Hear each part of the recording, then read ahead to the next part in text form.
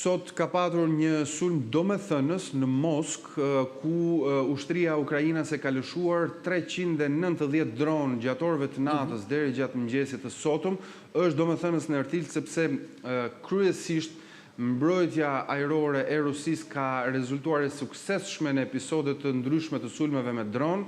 por sot sipas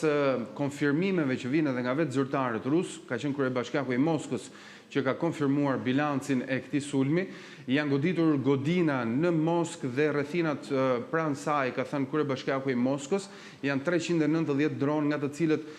mbrojtja ajrore ruse ka arritur të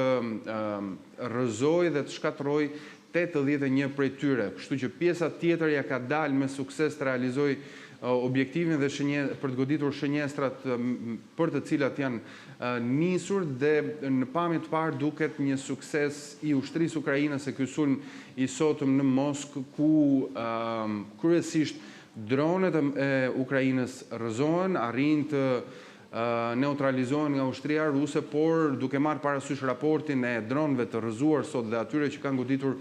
godinat, duket se Kievi të paktën në këtë episod në sulme ka arritur me sukses që të godas infrastrukturën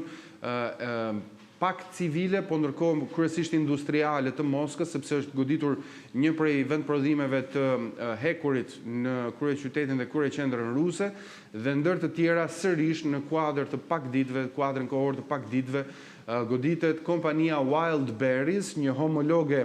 e kompanisë korporatës së famshme globale amerikane Amazon, që zhvillon